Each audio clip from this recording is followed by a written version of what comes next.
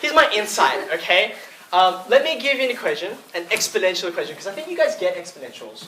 Like, people understand them, like, basically everyone understands them intuitively, because, you know, stuff that grows, and the more there is of it, the faster it grows. Like, say, The world. interest, or depends what part of the world, like, say, population, okay? Well, it's funny, the universe, it was not as obvious that it was expanding. Anyway, people used to think that it would slow down because of gravity.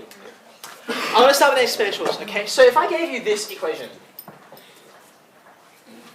I know we usually have our equations in terms of y's and x's, but I'm deliberately avoiding that because it's very abstract. It's kind of like, what's y, what's x? The point behind those letters is they could be anything, okay?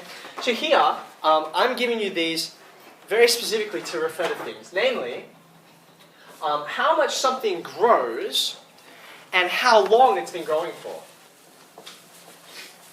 Okay? So here's my idea, right? Exponential equations are about how big something has gotten if it's growing at a certain rate for a certain time. Okay? So this is, you know, your final amount. This is your rate. And this is how long. This is your duration. Okay? By the way, the reason why we look at e, and we use that so much when we're talking about exponentials, is because it's the pattern that everything follows if it's growing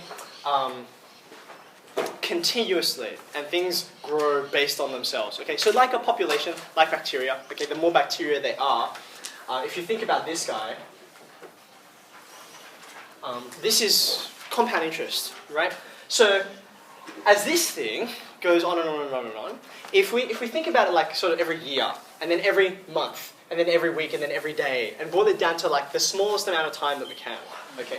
For instance, if we did it by day, okay, and you have like an interest rate or something like that. Sorry, wrong way around.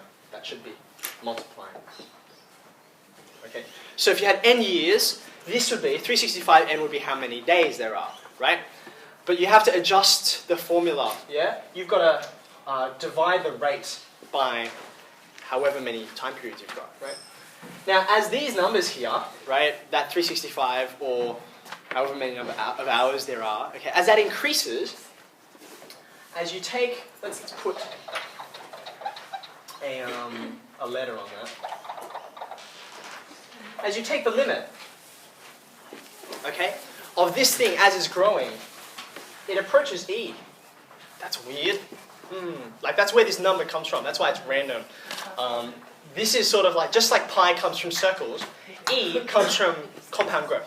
Okay, so that's why you often see. Now, here's the important thing. If exponential equations are about how much something has grown, for instance, if you've got something and it's doubling, okay, this is my growth rate, okay, and you let it double for 5 periods of time, okay, what that's telling you is by the end, your final amount, the actual amount it's grown, it'll be 32 times bigger, right, if something doubles and you let it do that 5 times. Okay? Now, these are all in index form, so let's convert everything into log form, and then we'll see what this actually means. Okay? How would you rewrite this equation, the top one, in logarithmic form? What would you write? What would the subject be? T. The exponent becomes the subject, okay? And then you get log, so this would be base, the base of this becomes the base of this. Okay, so I could have written log base e, I'm going to write natural log, okay? And then you're left with one more variable, right? Namely this, okay? So what have I achieved by rewriting this, okay?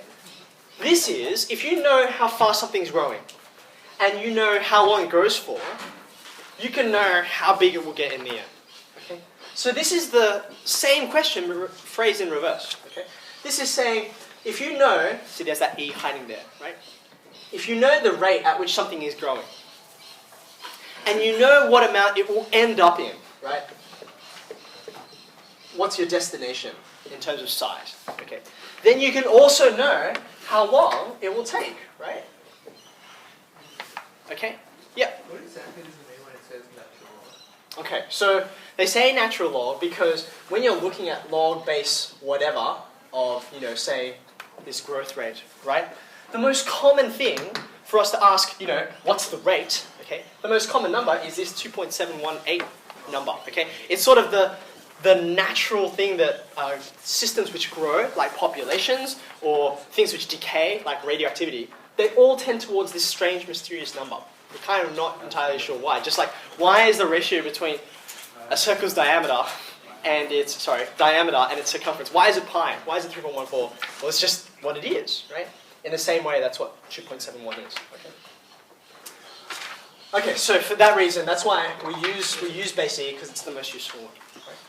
So these two things, same set of data, right? But they're asking different questions. This one is, what amount do I end up with? And this one is, how long? Okay? So this is a growth question and this is a time question. So when I rewrite this, okay, I would write this as log base 2, base becomes the base, right, of 32. Okay? I know the rate and I know what I'm going to end up in. So it's a question of time, right? So when you see logs, you should think, how long does something take? Okay, how long does something